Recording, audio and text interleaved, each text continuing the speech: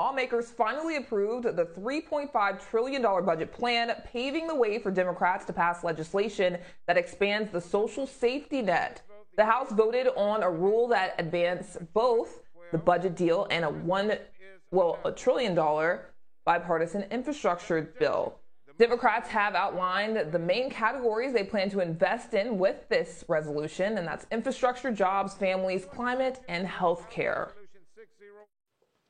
President Biden is still keeping the August 31st deadline for withdrawing troops from Afghanistan, but he has asked for contingency plans in case he determines that the U.S. needs to stay longer. Lawmakers are urging national security officials to extend the date so more Americans and vulnerable Afghans can leave the country.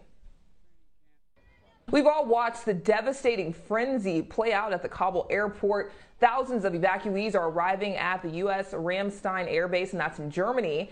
This is where they will be processed before getting settled elsewhere. President Biden has received a classified report from the intelligence community that was inconclusive about the origins of COVID-19. Many speculate this virus may have jumped from an animal to a human or escaped from a lab in central China. The intelligence community will declassify elements of the report within a few days that could potentially be released to the public. As COVID-19 cases continue to rise across the country, many health experts say there's no way to tell how long this latest surge will last. However, some say a rise in vaccinations will lead to more control over this virus. Mandy Gaither has some simple steps experts say that we can take to learn how to live with the virus.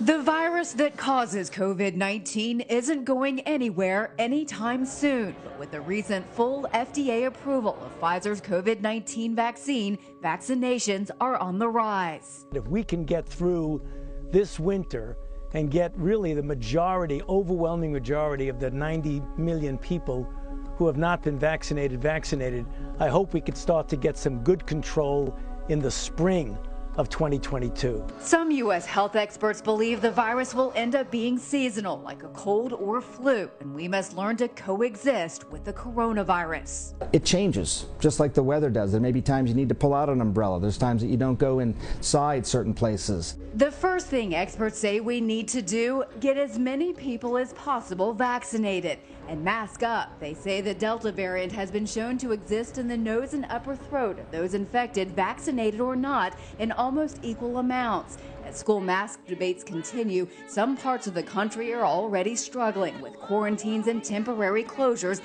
as infections spread. In classrooms, experts say masks and good ventilation are important to keep schools safe. More rapid testing is needed, especially antigen tests. They say those results can be helpful for those who don't have symptoms but want to make sure they're not a silent spreader. And given that the Delta variant spreads more easily, experts say reassess and adjust risk of exposure. And that was Mandy Gaither reporting. The FDA is discouraging people from participating in the viral milk crate challenge, and Sharon and Shannon talked about it this week. The FDA weighed in about the challenge after comedian Conan O'Brien tweeted, "Waiting for the FDA approval before I take the milk crate challenge."